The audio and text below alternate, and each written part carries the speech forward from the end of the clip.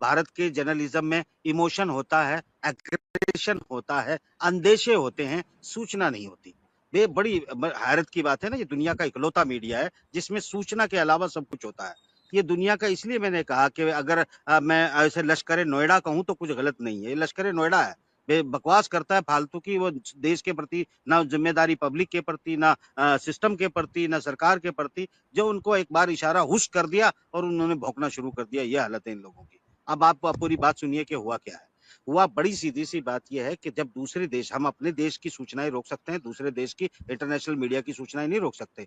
सवाल बड़ा सीधा सा था जो मैंने पहले उठाया कि अगर हमने ये युद्ध शुरू इसलिए किया था कि हमें आतंकवाद को खत्म करना था और बिना आतंकवाद पर के बारे में कुछ लिखवाए पाकिस्तान से, हम इसे सीज फायर को डिक्लेरेशन कैसे कर सकते हैं। दूसरी बात, जब हमने एक बार कर दिया था, अगर यही करना था तो सर्जिकल स्ट्राइक का नाम देकर हम इसको खत्म कर सकते थे। हमने पाकिस्तान के रिटेलिएट का इंतजार क्यों किया? और पाकिस्तान ने जब रिटेलिएट कर दिया तो यानी कि फिर हम जो है इस खेल को बराबर करने पे क्यों लग गए? तो कुल मिलाकर मनोवैज्ञानिक तौर पर भारतीय जनता पर, भारतीय उन लोगों पर जो ये समझ रहे थे कि हम दुनिया को 2 घंटे में फतह कर सकते हैं, वो अपने अपनी माओ को और अपने अपने लोगों को क्या जवाब देते घूमेंगे? वो सारी ये मॉरली कितना डाउन होने वाला है। आप सिर्फ जो है लश्कर नोएडा कुछ भी कहता रहे, अगले 8 से 10 दिनों में वो सच्चाई भी सामने आ जाएगी जो मैं अभी आपको नहीं बता रहा हूँ। मगर एक बात है, अगर सिरसा तक आपके जो है फट्टे 1 पहुंचा है, तो फिर क्या वो आपके बॉर्डर पे लगा हुआ S-400 ब्रीच करके पहुंचा है या S-400 को कुछ हो गया था?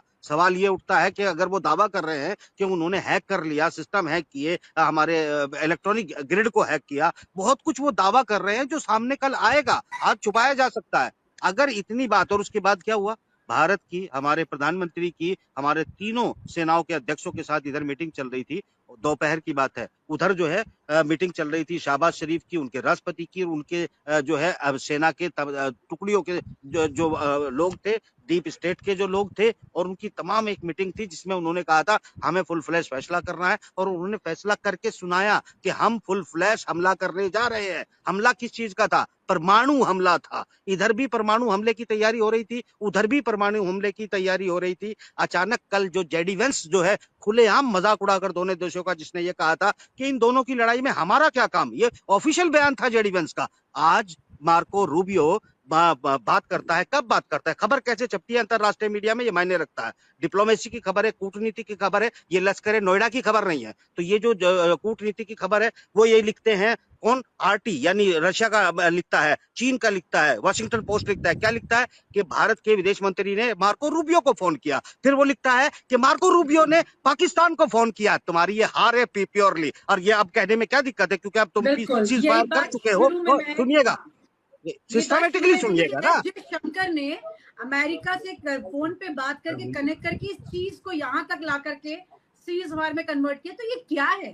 ये भी क्या है? ये भी बड़ा सवाल। पूरी बात को पूरा ग्रामर समझ लीजिए ना क्या है।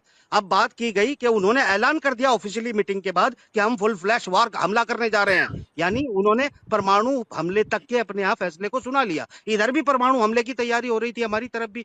तो अब मिला के जब लगा दुनिया को कि पुराना हमला होने वाला है तो इनको रोक दिया जाए, तो ये आसानी से रुक कैसे गए? अब रुकना, भारत का रुकना ना रुकना, पाकिस्तान ने परमाणु हमले की बात की, अलग बात है। उसने हमारा S-400, हमारे 4 बेस को तबाह करने की बात की, वो बात अलग है। उसने हमारे दिल्ली पे ड्रोन फहराने का दावा किया, गुजरात में ड्रोन 3 घंटे घुमाने का दावा किया, अलग बात है। हमारे सिस्टम को हैक करने का दावा किया, वो अलग बात है। हमने तो आतंकवाद के जरिए उसे झुकाना था, पीओके लेना था, अखंड भारत बनाना था। ये सब दावे हमारे क्या करेंगे? क्या मुंह लेके जाओगे इस जनता के पास? क्या बोलोगे कि हमने ये युद्ध शुरू क्यों किया था और खत्म क्यों कर दिया? तुमने क्या डॉक्यूमेंट ले लिया पाकिस्तान से या मार्को रूबियो से या ट्रंप से कि अब पाकिस्तान भारत में जो है आतंकवाद नहीं करेगा? हमारे अपने ऑफिशियल बयान जो अभी थोड़ी देर पहले दिया गया है उसमें ये साबित होता है कि हम आतंकवाद के खिलाफ लड़ते रहेंगे और अगर आतंकवाद होता है तो रिटेलिएट करेंगे। मतलब साफ है कि तुम्हारे पास तो आतंकवाद के खिलाफ कोई बात ही नहीं है, तुम्हारे तो कोई बात ही नहीं हुई है।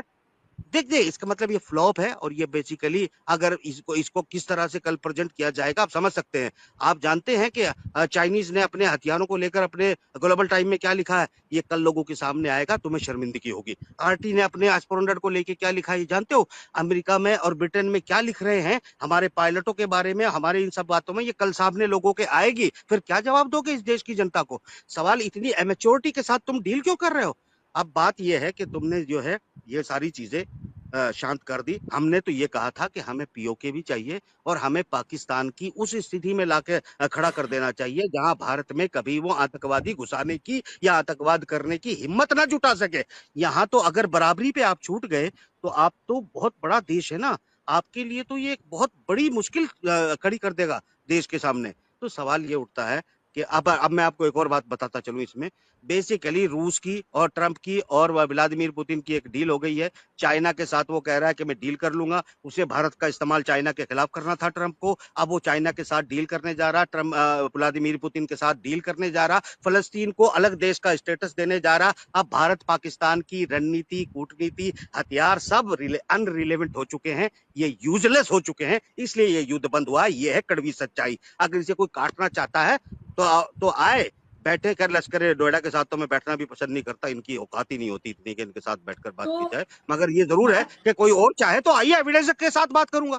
हाँ, रूस और अमेरिका की जो कुछ वक्त से करीबी दिखाई दे रही थी, जो कि बड़ी एक तरह की तस्वीर अलग निकल के आ रही थी। युद्ध विराम होने जा रहा है पूरी दुनिया के अंदर। युद्ध, यूक्रेन का वार रुकने जा रहा है, फलस्तीन गाजा का वार रुकने जा रहा है। अब जिस काम के लिए इनको लगाया गया था वो काम खत्म हो चुका है।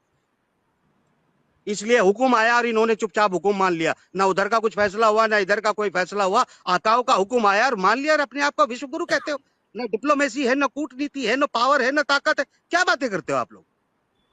ठीक है, आंखें दिखाना, 56 इंच की छाती, तमाम तरह के डायलॉग्स हैं जो कि शायद मीडिया के लिए ज्यादा सुटेबल हैं। लेकिन अब आप लोग लगे रहे। राय साहब, मेरे ख्याल से अंधेरा हो गया, तो मुझे इजाजत दे, आप करें। शुक्रिया वनिता और राय साहब और गुप्ता जी, अजय शर्मा जी, आप सब लोगों से मुझे विदा दें गुस्ताखी के साथ। प्लीज फिर जरूर जुड़ेंगे।